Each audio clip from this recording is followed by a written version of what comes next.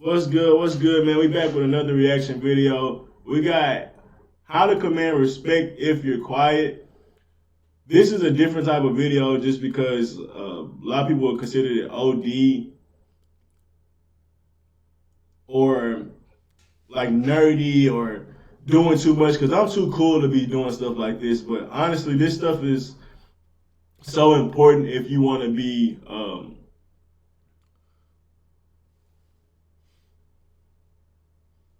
kind of grow yourself just socially in a sense. Whether it's at a party, in a business room, or at work, or at the barber shop, or wherever you at, it's many times where you come across these different engagements, and a lot of people don't necessarily know how to interact in these type of environments. And for me, I want to one day have maybe do interviews, whether it's on a podcast or whether I'm doing getting interviewed or whatever. And I want to be able to know what it takes to be able to be successful and charismatic. A lot of people don't have charisma, don't have flow. Like when it comes to like a conversation, they don't know how to flow with a conversation. They butt in wrong or change the topic unnecessarily because they don't feel like they don't have much to say on the topic. They just like it's many different things where I feel like we can all kind of get better at. But for me, I've constantly wanted to work on different things, whether it's being able to communicate, get my point across better, be more confident or whatever. But building charisma is something also I want to work on because that's one of the keys to life and getting your way in this world. Being charismatic, people love people that's charismatic, and it's another word that I'm looking for, but it kind of escaping me right now. But yeah, so these are the type of videos that I feel helps with that. It's literally charisma on command, and I think they do a great job of it. And being able to just dissect these different things. Like this is something like, I don't know how I came across this, but it's something I would have never expected someone to be breaking down, but they do quite a great job of doing it. So we're going to get into it. And I might do a few more reactions to these guys because honestly, they're amazing at what they do. When most people are asked to picture someone quiet or shy, they picture someone meek, someone who lacks confidence. But that isn't always the case. In fact, you can be quiet while still radiating massive confidence and commanding respect from the people around you. So in this video, we'll go through 4 tricks you can use to be charismatic without needing to be loud or over the top. Let's start with an area many quiet people struggle with: how to grab and hold attention in conversation. This is often difficult for quiet people. You end up talked over by the louder people in the group. For instance, here's a great example of how Will Smith grabs hold of a conversation simply by being the loudest. I mean, it's a business based on rejection, and the easiest form of it is just going on the internet. But don't they just say you're cute and stuff? Like, don't they say great things about you? Will Smith, I like him in Bad Boys, but he got some big ass ears. There's nothing wrong with enthusiastically chiming in if you have something you want to say, but if you're quiet, your voice on its own may not be enough to command the group's attention. Luckily, there's a trick you can steal from Keanu Reeves to make sure you don't get ignored. Watch this next clip and pay attention to Keanu's hands. For context, Jamie Dornan just told Graham Norton about his first childhood acting gig. Back to the Joseph asked you again. Yeah. What? Oh, wait, I'm sorry. How old were you? That's tough. Yeah. No, but he made an adjustment to the dialogue. A manner bar. No, Even if you're the quietest person in the room, if you signal with your hands 1 second. I think a lot of people don't realize like our body language is how important it is because it's so subtle. But when you use your body, when you're moving and being exuberant, I guess you can say, or being kind of loose or open, it helps you be more charismatic. And a lot of people kind of stiffen up when they're like nervous or shy, and they kind of tend to close up and clam up on them in a setting. But I noticed it watching somebody do, like they were doing like this kind of like getting coached while doing stand up. There was some new dudes getting young stand up comedians getting coached by OGs. And one of the things when some of them came out, you could see them like they had a point in their stand up where they should have acted something out, but then they'll like just like they'll like kind of flail their hand or like kind of half do it instead of really selling it. And that's the thing, like with you can say things like with inflection or I forgot how they say changing the pitch of your voice, and when you about to say something that really have meaning, raising your voice versus and then getting quiet when you it is ways to do it with your voice, but also when you start to use your hand language and stuff like that. It's so subtle and things like that, but it really helps you sell a story and keep people engaged, because it's like it's like a Jedi mind trick, honestly, and I said it's so subtle, but it's really powerful. Before you go to speak, it'll capture attention. Keanu uses a similar trick to maintain attention while he speaks. For example, watch him describe his motorcycle accident in this next clip. Notice how his hand gestures captivate the people around him despite his quiet speaking voice. I ended up sitting on the ground. You're painting image. You can paint imagery with your hands, like it's sign language in a sense, but the common gestures that it kind of get people going and getting an idea. You just helping sell your story. You helping sell the conversation and your point more when you're using your body as well. And some of the most entertaining people, like Jamie Foxx or Cat Williams, like they really sell their jokes and things like that. They're real. I think they call them physical comedians in a sense. They can be. Of course, they have, especially Cat Williams, have real good content and things like that. But you can even see how they're willing to go all out, and even sometimes Cat Williams even say you'll hear him when they say, "I really fucking hurt myself just then." But us as humans, we're still little kids. Like we laugh at that shit. Like it amuses us. Like King Kong when the lady was doing flips and shit. It's something so it's something so little, but even it amuses us still. And like when you see somebody fall or slip, or human error, they say it's just funny in general. Somebody slip up in speech or somebody fall, like we just laugh naturally for whatever reason. I guess it's just funny to see that for us. That'll always get us for the most part. And you can kind of simulate that with moving your body and really acting out things like that. So this is, like I said, it's different in the sense of people don't understand that, but being with a woman and being exuberant and being able to be, obviously you don't have to be touching on them and anything like that, especially depending on what part of the relationship you're in, but it definitely can help you come off as more confident than you talking like this with your hands under the table and you're like, your shoulders above your head, because you're not, you know what I mean? It's just a difference, and people notice that.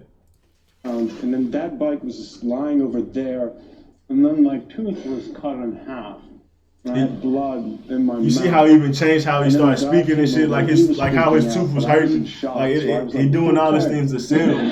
Like a lot of people are born storytellers. Like you might have a good story, but how you tell it is like you're not doing the story justice, because you're not helping me really tap into the moment like you were there. So it makes it like an insider, because you're not as descriptive as it could be, and everybody knows if he wasn't there on the insider, it'd be like, well, the shit not funny.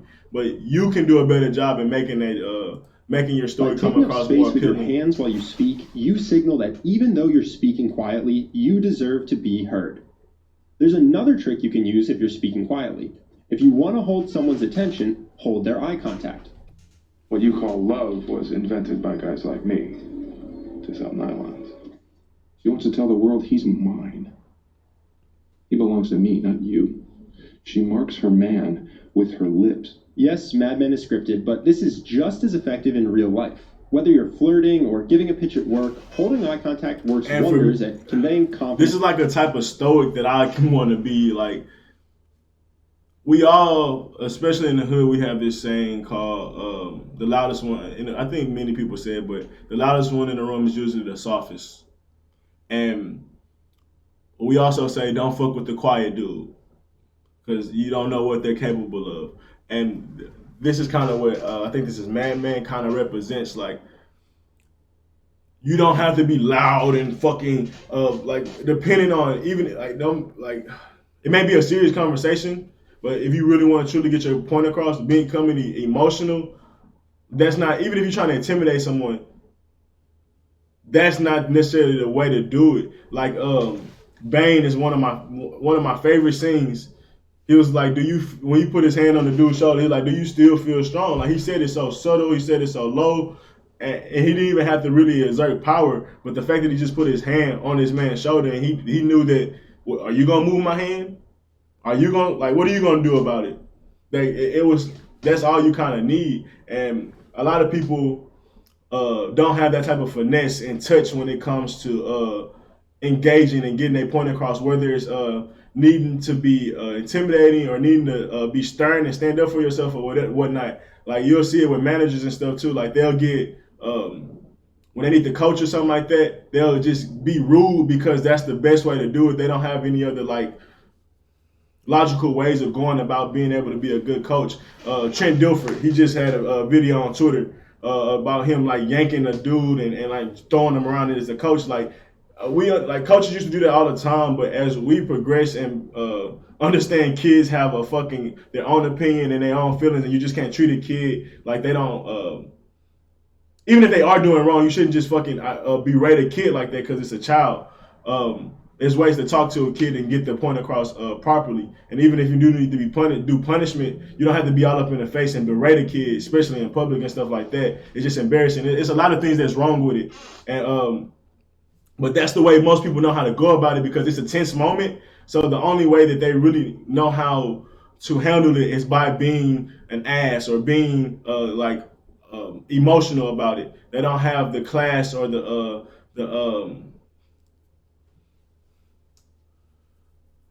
fiber. I'm trying to think of just the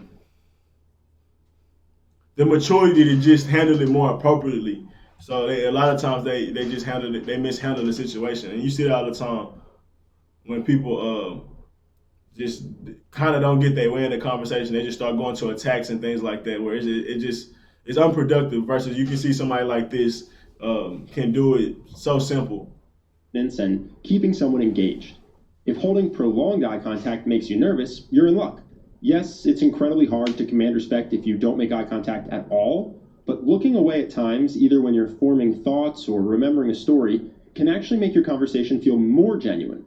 The key isn't to make unblinking eye contact, but to make sure you return to making eye contact once you've figured out what to say.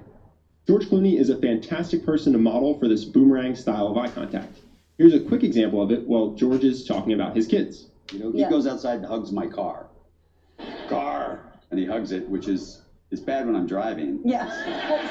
I'd be quick with it, but you know how they be like. I think it was on the fucking movie with Will Ferrell when he was a racer or something like that. I can't remember what movie it was like. What do I do with my hands? He kept bringing his hands up closer to the camera because he just didn't know what to do with his hands. And sometimes you'd be like, what do I do with my eyes in the conversation? And you start to feel awkward because you're like, do I look at this person? You don't know what to do. You don't know how to properly engage with people, so you start to feel awkward, and the conversation starts to get all clammy and shit because it could be a normal conversation about something, but the fact that you just don't know what to do with your eyes or don't know what to do with your hands and things like that could lead to the conversation not being as productive or not feeling as comfortable. So a lot of things like this is I guess we should have had etiquette classes and social classes that kind of help us understand these things, but maybe we haven't progressed that far yet. But over time, I think this would be beautiful to have in school because, we see so many people have bad interactions with each other in the sense of the Karens and things like that, where you may be justified in being upset about something, but acting like a kid throwing a temper tantrum is acting like a kid throwing a temper tantrum. We should be able to be more productive and being more comfortable in engaging with people, even in tense situations or in regular conversation. But a lot of us, like I said, we hide behind our phones or stuck in the house and don't really, not forced to really interact with people that we don't know. And when those situations come up, you feel the awkwardness in it. But shit like this, you never would think about it, but it helps you understand, oh, this is what I do with my eyes when I'm talking to someone. So I don't have to keep looking at them the whole time. Of course you want to gauge eye contact because that comes off as genuine and you're not hiding and truthful, but it's okay to break away and think and do stuff like that. But for me, this is epiphanies or just help an aha moment in a sense, the light bulb going off. But I don't know, maybe it's just me, maybe I'm just a nerd, maybe other people just got this shit down naturally, I don't know. That's really not good. He gets right in the wheel well. Yeah. And then And then my daughter's up in my wife's closet with purses going, mine. The last common mistake most quiet people make when speaking is they take big pauses at the ends of their sentences. This leaves you vulnerable to being cut off, not necessarily because people don't respect you, but because they think you're done speaking. But it can feel disrespectful all the same. So instead, make sure to take your pauses mid-sentence. This will make it obvious you aren't done speaking and make you a more captivating speaker. For example, listen to Emma Watson in this next clip. For context, she's discussing the surprising benefit of reading critical Instagram comments. But what I wanted to say was, I also got some useful critical feedback. And I don't know, have y'all ever been that person or know someone, like, when they speak, they gotta let it all out really fast, and like they don't breathe throughout the conversation because they want to make sure they get their point across so you don't cut them off. And it's like, damn, bro, slow down. And like, if you like, you can kind of get worked up and built up, especially in tense conversations, and you can feel like you're not breathing. You feel like, fuck, like feel like I need, like my chest is getting tighter, getting tired in the sense of like I haven't been breathing. I've just been talking so much, and I ain't even like, but this stuff like this is very helpful. And then also to add to, like, a lot of people like, man, these people so rude, why they cut me off? And the whole time you don't realize how it's you not being how you could be more productive, because it's just certain signals that we have in conversations that we really don't understand fully, because no one really breaks down communication like this. But it makes sense when you kind of pause and you give thought, and after you have made a certain statement already, most people will think you're done, so they're going to move on to a conversation, and you feel like you're always getting cut off, but you don't realize how people are trying to flow within conversation. They have things to say too, and like you almost gave them the green pass to start their part of the conversation. So yeah, man, this is just so crazy helpful to me. I wouldn't have made them heard if I hadn't been engaging in that way and engaging in that space. A 1-second pause is also a great way to make something funnier. Here's a quick example of Ryan Gosling from The Graham Norton Show. Notice how his habit of pausing makes his story funnier. Was it cellophane you wanted to do, Sal? My parents came upon a truck of cellophane somehow. I was asked not to ask too many questions. I didn't. Now, if you're quiet or shy, you may want to radiate confidence or command respect, but you probably don't feel the need to have the spotlight on you at all times the way other needier personalities might. So one nice trick to redirect attention while still being charismatic is to share praise with others. Watch this clip of Chris Hemsworth talking about Thor Ragnarok on Jimmy Kimmel to see what I mean. By the way, I saw the movie last night. This might be the best Marvel movie of all of them. I don't know how they keep doing it. It's unbelievable. I'll tell you how I was talking Waititi as director. He is the director of the movie. He did such a great job with this movie. Yeah. Chris is the title character, and a lot of, and like, for me, reason why I feel a lot of time I feel awkward when people like give me overpraise and stuff like that, and I would assume other people feel that too. But it just, this is one of the deflecting tactics that doesn't come off as awkward or just come off a certain type of way that's, not productive or whatever in a sense.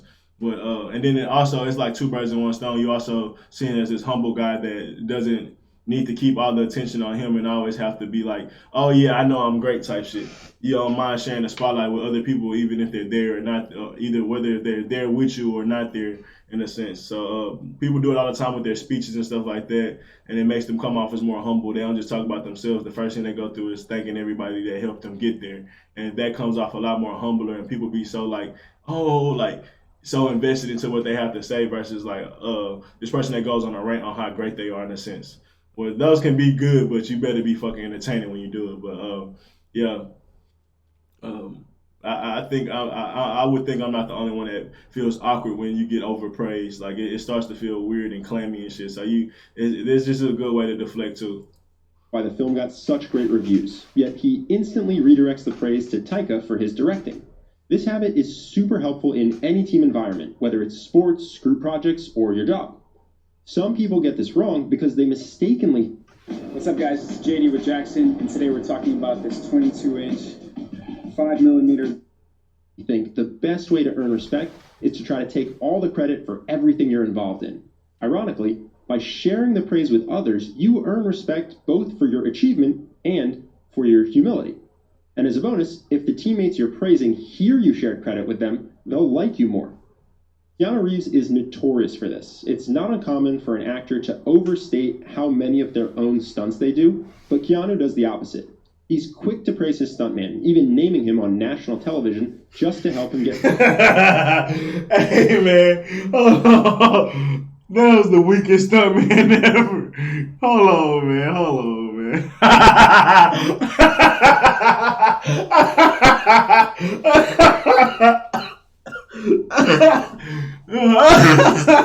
Oh my God, he looks so much like this is like the Chanel, Gucci, and then it's like off brand.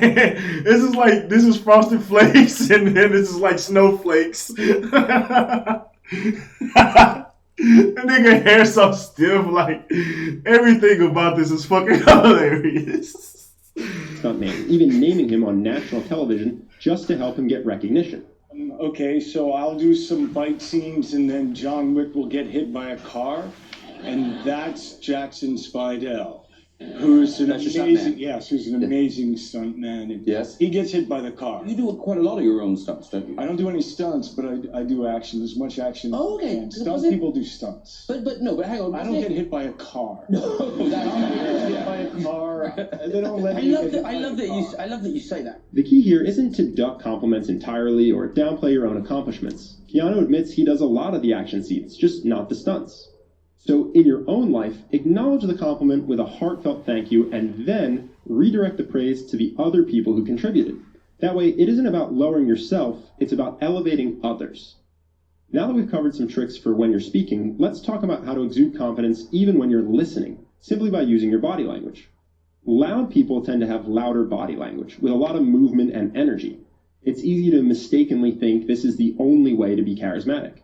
Especially because when most people think of someone who's quietly listening, they picture someone sitting stiffly like Michael Cera here. You're one of the people that when I see the big screen, I wonder to myself, what is their life like off the big screen? No knock to Michael, who's like a middle-aged white woman as he's aged, but contrast that clip with George Clooney here, whose body language isn't big or loud, but it is relaxed and sophisticated.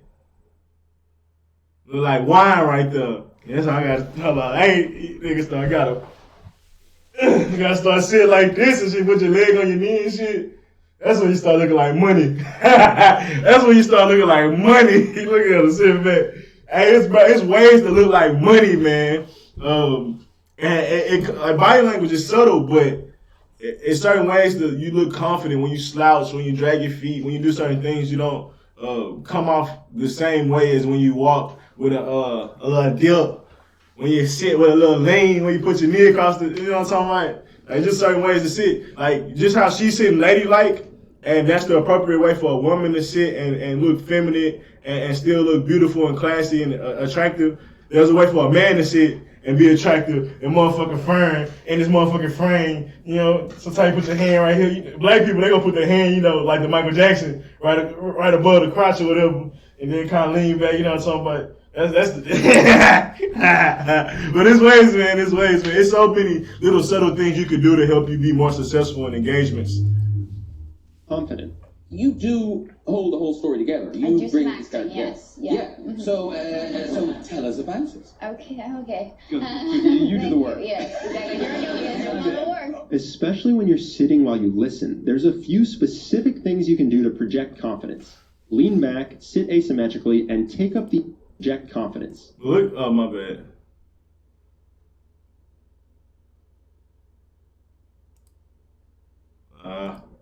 There's a few right there. But you just see how he looks. Like he kind of got his bad boy look. He got the leg crossed around, but you see how his legs crossed and then he has his hands in his like this. He looks like an intellectual. He looks like he's thinking. There's certain poses that you see on statues, and when you see him on that statue, you're like, oh, he look like he's pondering, or he look like he's down, or he look like it's certain gestures that speak volumes more than you know. And we lost that. I know we had little classes like that. I said little etiquette classes and things like that we used to take where they'll teach you these things, but as a kid, you listen to this shit, but it's one ear is in one ear, out the other, because it's like this is not valuable. I'm gonna slouch because it feels good. I'm gonna walk like this because it feels good. But you don't understand how that comes across. Versus like you can clearly see he could be about to say some complete utter bullshit right now. But the fact that he's in his pose, you start to take it serious off that just alone. Specific things you can do to project confidence. Lean back, sit asymmetrically, and take up the unoccupied space around you. You see all three in this next clip with Matthew McConaughey. You look hella comfortable. A comfortable, confident thin slice. All right, I'll tell you something, Matthew. You know what he told me? What? One take, and that's all you really need. There's one more trick you can use to command respect and radiate confidence if you're quiet. And this one is actually probably easier for you because you're naturally quiet. It's being non-reactive. There's a good cinematic example of this in The Witcher when Yennefer is yelling at Geralt and he remains non-reactive. Let the Djinn escape. Who knows what havoc it'll wreak now that it has no weapon at all? No more havoc than you. And Djinns are only dark creatures when they're held captive. How can you be so sure? Kobe's viral moment against Matt Barnes is another great example of how sometimes not reacting is all it takes to look confident. Being non-reactive shows you feel comfortable in your ability to handle whatever is happening. It's hard not to respect someone who keeps... You don't always have to respond. And you get that more out of fathers versus like in the black community, your mother, she gonna always try to be right. She gonna always... So you kind of get in that emotional battle versus like a man. That's why they, you know... I know I talk about men calling it a simple behavior to get sex, but also some men are just don't feel like it's... It's also... When I talk about simps, just I want to make sure I say it clearly. They say...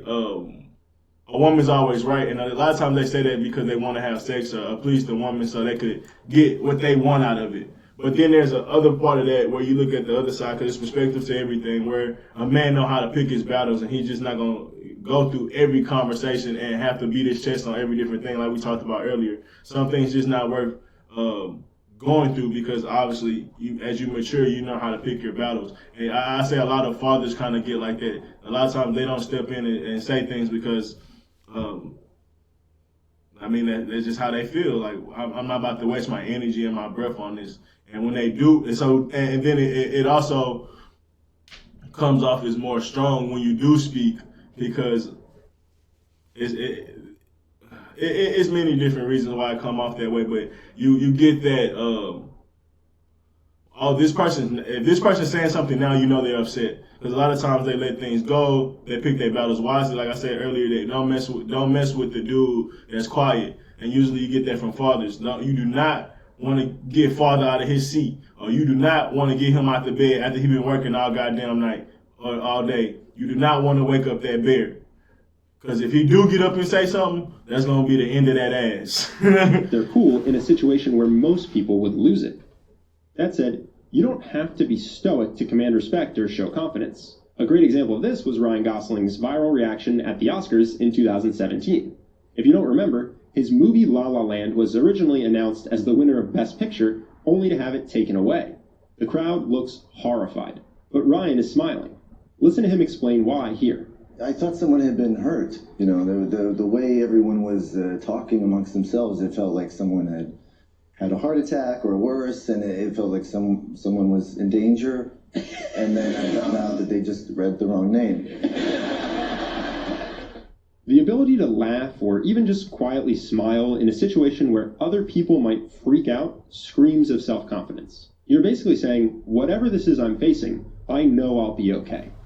Of course, the goal... That's a powerful line in the Bible. I forgot the exact quote, but you smile through adversity. Or whatever, something like that. But you see it in many characters like Goku. I love that. Being able to laugh and always smile even though he's ready to whoop your ass and things like that. Always looking at it, everything positively, and vice versa. Like where things happen with me, like it's just some things that all you can do is laugh at it and just handle it with grace. Because I mean, getting upset and getting mad or stressed out definitely not gonna help the situation. So sometimes smiling just keeps you focused sometimes because it's like, all right, I've been through worse, I can get through this, like, and things like that. But yeah, that's just one example that I've gotten from smiling through adversity. The goal here isn't to fake that you're okay while freaking out on the inside. It's to cultivate a genuinely strong, deep internal confidence. Once you do that, you'll naturally command respect in situations where most people would panic or get nervous. And for me, I didn't do it because I wanted to cultivate confidence. I didn't realize I was doing that, obviously. But for me, like I said, it was more of a logical thing. When certain shit go wrong, if you panic, that's not going to help you get through it. Literally, if you're swimming and you're panicking, you're going against yourself. If you're in quicksand and you're panicking, you go against yourself. Like, there's many different examples that tells you if you panic in a certain situation, your odds of surviving that situation goes down tremendously. So that's why I have that internal knowledge and what helps me smile through adversity. But having that internal confidence that know you can get through anything, that's amazing too. But that's something that came naturally throughout having that logic. But it's something I noticed over time, but I didn't initially ever approach it like that. I'll go back a little bit. Once you do that, you'll naturally command respect in situations where most people would panic or get nervous. Now, the tips in this video... Just one more example. I remember being at the post office, and we was a little behind with the packages and stuff as far as, like, getting things done. We supposed to be done, like, by 9:30 so we can move on and start doing, like, the P.O. boxes and stuff like that. And obviously, you can get in a little trouble or whatever, so she was kind of stressing out. And I'm looking at the clock, and I'm, like, looking at the packages. I was like, she just kept complaining. I'm like, calm down. We're going to get it done. The worst case scenario, if we don't get it done, I mean, we just got to deal with it. But right now, we just have to stay focused. But, like, she just kept trying to be upset and things like that. And I was like, look, just chill. We got this. Let's just keep our head down and just try to, for the next 20, 30 minutes, let's just see how far we can get. We finished with, like, 5 minutes to spare type stuff. And if we would have both got emotional or whatever like that, spent our time arguing or spent our time still complaining or half-assing because we was already behind or something like that, we could have easily not made the goal or whatever like that. But it's just been many examples of where I've seen that it's not beneficial. But I completely get why he said that. While most people are panicking, things like that, you look in the face of adversity and you stand strong and you start building and formulating a plan to beat that what you face. But others, they're too reactionary and get too emotional, and usually those are the people that don't make it out of certain situations. Instantly help you project confidence, but building that strong internal confidence does take a bit more time. If you want the fastest way I know of to build that unshakable confidence, check out our program, Charisma University. It's a 30-day progression. We've had thousands of people since beginning the program. More meaningful. It is incredible. It look like that's about it, man. Like I said, there's a great video to understanding different subtle cues that you can have to help you be more confident and more successful in conversations, whether you're an introvert or whatnot. For the most part, I feel that no one's completely an extrovert, no one's completely an introvert. You may be introverted around people when you're uncomfortable or around people you don't know, versus when you're around your friends, you're the most charismatic center of attention or whatever that you can be. So I think everyone can kind of use this because there's always that situation where you may feel like that you shouldn't be as exuberant, but even if you may not be as exuberant, you can still show some type of social skills and being able to be present in the conversation where you still people still like you and want to engage with you, even though you're not being your best self because you're like either don't want to overstep or whatever, or that's just naturally who you are. So I think it's very helpful. And there was many little things that they said, that like a little tidbits that I feel like being humble and like sharing credit and things like that. We all can do that a little bit more because I mean we see how like just people hungry or hungry people are to like or we say crab in a bucket mentality because we're such in a survival mentality. But I think things like this help you kind of move with more grace and class and finesse, and I think that's important because so many people walk around, like I said, beating their chest and just trying to be the loudest in the room and thinking that's gonna be the way to do it. Like they run into all situations like full steam ahead with their head down.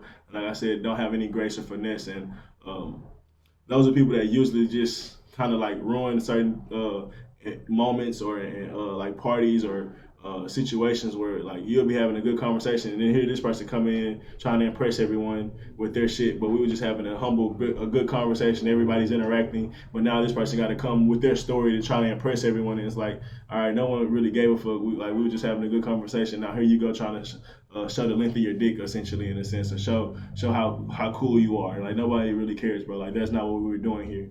Like maybe there's a time and place for that, but right now it's not. Like you're harassing us with trying to impress us. Like, okay, bro, you're cool, you have it. Well, a lot of we run into those people all the time, whether like I said it's at work or whatnot. But for me, I think this is important because like I do podcasts and things like that, and who knows how far the podcast is going to take us. And I think I just want to be a well-rounded person, whether it's maybe one day being in entertaining or in entertainment, or whether it's just being being able to engage with people that I meet on a day to day. But I'm gonna definitely interact some more of these. They do breakdowns of different like TV shows and people like that, whether it's Game of Thrones or Mad Men and stuff like that. And they also have so many other different videos. So yeah, I think there's gonna be some good things to react to, and I think y'all will like it. But thank y'all for watching, man. Like and subscribe, share it. Stay tuned for more. Deuces.